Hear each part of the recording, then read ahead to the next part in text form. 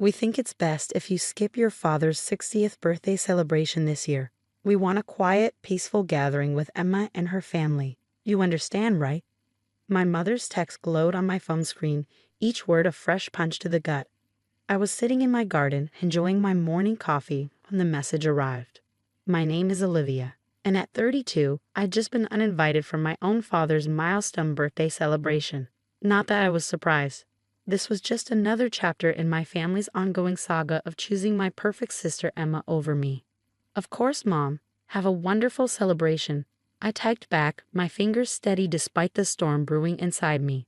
Within seconds, her reply appeared. Thank you for understanding, dear. You know how your father gets when there's tension, and Emma's kids should have a peaceful time with their grandfather. I set my phone down and looked around my carefully tended garden. The roses I planted last spring now in full bloom. Dad had taught me everything I knew about gardening.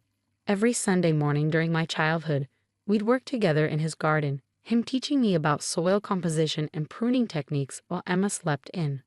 But that was before Emma married Michael, a successful surgeon. Before she gave our parents the grandchildren they'd always wanted. Before I chose to become a travel photographer instead of following the safe career path they planned for me. My phone buzzed again. Don't worry, we'll FaceTime you during the cake cutting. Mom's attempt at consolation felt like salt in the wound. I didn't respond this time. Instead, I opened my laptop and pulled up the email I'd been saving. An invitation to photograph a luxury wellness retreat in Bali during the exact dates of Dad's birthday celebration. I'd initially declined, not wanting to miss his 60th, but now? My finger hovered over the accept button when another text came through, this time from Emma. Mom told me about Dad's birthday. It's really for the best, you know. The kids have been so excited about having quality time with Grandpa. Plus, you're always so busy with your photography anyway. That did it. I clicked accept and immediately began planning. What my family didn't know was that over the past 5 years, while they'd been dismissing my career as a hobby, I'd built a significant following on social media. My travel photography had earned me partnerships with luxury resorts worldwide, and my Instagram account had just hit 500,000 followers. I'd never told them about my success. They'd never asked. To them, I was just their difficult daughter who refused to settle down and get a real job like Emma. The next few weeks passed in a blur of preparation. I booked my flights, arranged my equipment, and carefully planned my content strategy for the retreat. Meanwhile, my phone kept buzzing with updates about Dad's birthday plans. We're getting his favorite chocolate cake from Anderson's Bakery, Mom texted. The same bakery where I'd worked my first job, learning to decorate cakes under Mr. Anderson's patient guidance. Dad used to brag to customers about my creations. Emma's kids are preparing a special dance performance. Another text announced. I remembered my own dance recitals, how Dad would sit in the front row, beaming with pride. Now he'd beam at his grandchildren instead, while I was halfway across the world. The day before my flight, I visited Dad's favorite nursery and arranged for a rare orchid variety he'd been trying to grow for years to be delivered to his house, in 3 months. The card would read, "Some beauty takes time to bloom. Happy 60th, Dad. Love, Olivia." The morning of my flight to Bali, as my family was probably setting up for Dad's peaceful celebration, I posted my first Instagram story.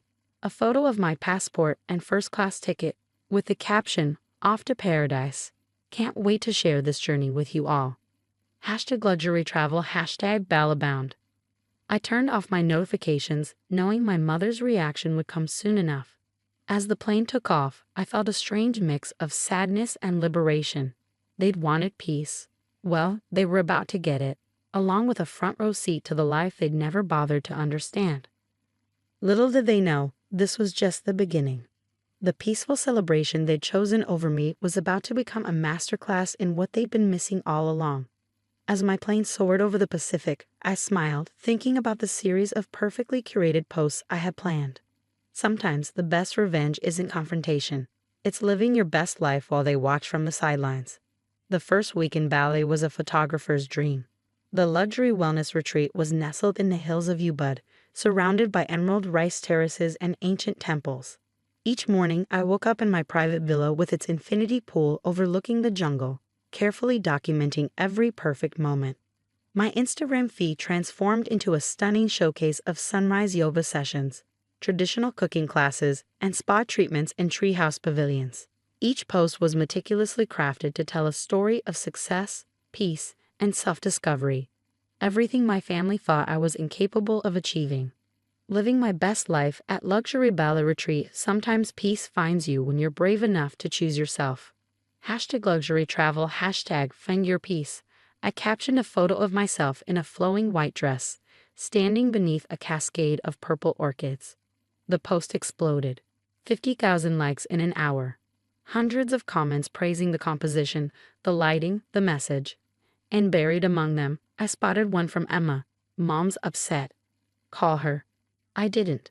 Instead, I posted more. A video of my private cooking class with a renowned Balinese chef, learning to make the same dishes Dad had always wanted to try but never dared to. Learning secrets passed down through generations. Some traditions are worth traveling the world for. #chef life, #culinary journey.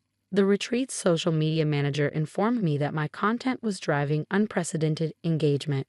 They offered to extend my stay by another 2 weeks with additional compensation. I accepted immediately. Then came the text from Mom. "Olivia, your father's birthday was lovely, but he kept checking his phone to see if you called. Why are you being so selfish?" I took a deep breath and opened my camera app. That evening, I uploaded a video of myself participating in a traditional Balinese blessing ceremony.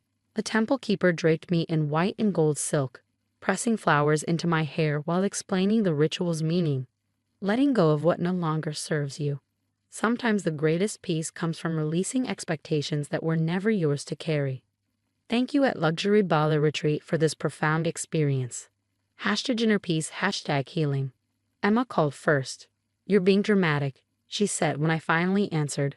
"Mom and Dad are hurt. They just wanted a quiet celebration.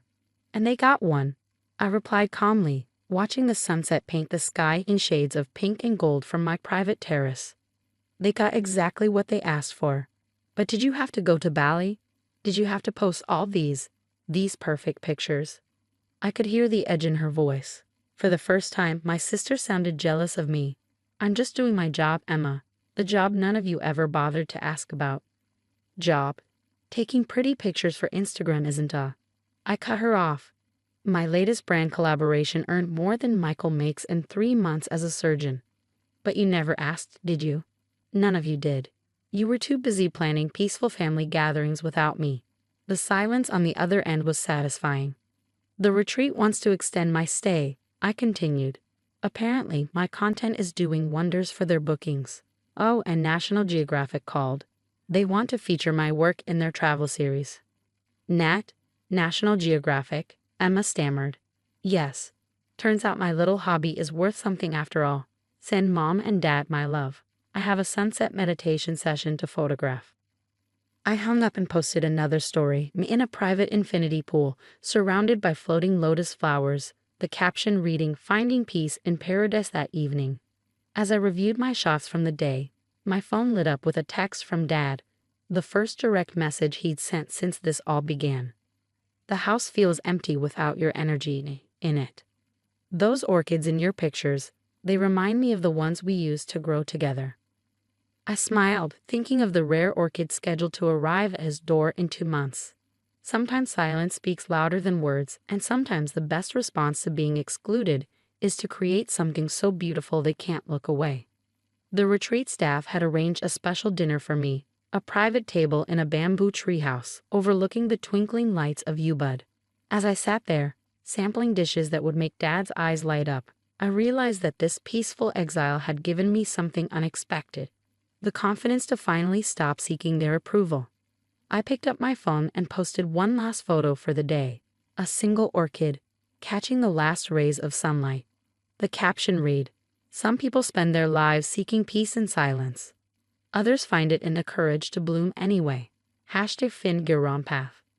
My notification count skyrocketed, but for once I didn't check if any were from my family. Their peace had led me to find my home, and it was more beautiful than they could have imagined. 3 months passed like a dream. The 2-week extension at the Bali retreat turned into a series of luxury resort collaborations across Southeast Asia. Each destination brought new opportunities, and my Instagram following doubled. I was no longer just taking pretty pictures, I was building an empire. Then came the morning I'd been waiting for. My phone buzzed with a text from Dad. An orchid arrived today, the exact variety I've tried to grow for years. The card says it's from you. I was sitting in my suite in Singapore, reviewing contracts for my upcoming photography book when his message arrived. I smiled, imagining his face when he saw it. "Did you like it?" I texted back. "It's perfect. But Olivia, why didn't you tell us about any of this?" Before I could respond, Mom called. For the first time in months, I answered.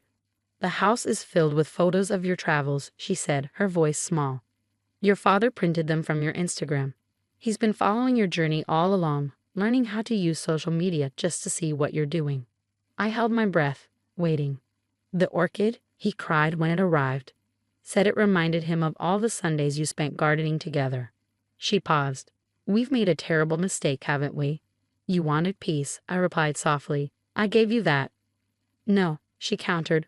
"We wanted control disguised as peace. And in the process, we missed seeing the amazing person you've become." Just then, my email pinged, another collaboration offer, this time from a luxury travel magazine. They wanted me to curate their annual Peace and Luxury issue. The irony wasn't lost on me. National Geographic is featuring my work next month, I told her. And I'm publishing a book of my photographs. I would have told you sooner, but you never seemed interested. The silence on her end spoke volumes. "We're having a family dinner this Sunday," she finally said. "Please come home. No peaceful celebrations or exclusive gatherings. Just us, trying to do better." I looked at my calendar, at the scheduled flights and shoots and meetings that filled every day. Success had brought its own kind of peace, but something was still missing. "I'll be there," I said. "But on one condition. I'm bringing my camera, and you all have to let me tell our story my way." That Sunday, I walked into my parents' house for the first time in months. The walls were covered with my photos. Sunrises in Bali, temples in Thailand, city lights in Singapore. Dad had arranged them chronologically, creating a timeline of my journey. Emma was there with her family, looking slightly uncomfortable. Her kids ran to hug me, asking excitedly about my adventures. Michael, surprisingly, wanted to know about my photography techniques. "Your work is incredible," he admitted. "I've been following your Instagram since that first Bali post. The kids keep asking when they can visit Aunt Olivia in all these amazing places." Dad pulled me into his garden, where the orchid I'd sent was blooming beautifully. "I watch your videos every morning with my coffee," he confessed. "You've seen more of the world than I ever dared to dream of. And the way you capture it, you make peace look beautiful." I took out my camera, not for Instagram or work, but for us. I photographed Dad with his orchid, Mom preparing dinner, Emma teaching her kids about my travel photographs. For the first time, I was documenting our family's story with the same care I gave to luxury resorts and foreign landscapes. Over dinner, they asked real questions about my work, my travels, my life. Emma admitted she'd been jealous of my freedom, trapped in the perfect life she thought she was supposed to want. Mom showed me the folder of my press features she'd been collecting. "We're so proud of you," she said, tears in her eyes. "I'm sorry we needed you to go halfway around the world for us to see it." Later that evening, I posted one last photo. My family gathered in Dad's garden, the orchid blooming between us, everyone laughing at some forgotten joke. The caption read, "Sometimes you have to travel the world to find your way home. And sometimes peace isn't about silence, it's about finally being heard." #family reunion #full circle. The post went viral, but for once, I didn't care about the likes or comments. I had found something better than social media success. I had found my way back to my family on my own terms. As I drove home that night, my camera full of family photos and my heart fuller than it had been in months, I realized that the peace my parents had wanted wasn't what any of us needed. Real peace came from acceptance, from understanding, from letting each person bloom in their own way. My phone buzzed with a group text from Dad. "Same time next Sunday. Bring your camera. We have years of stories to capture." I smiled. Sometimes the best revenge isn't revenge at all. It's showing them exactly what they almost lost, and then giving them a chance to do better. The orchid continued to bloom in Dad's garden, a beautiful reminder that some things are worth waiting for.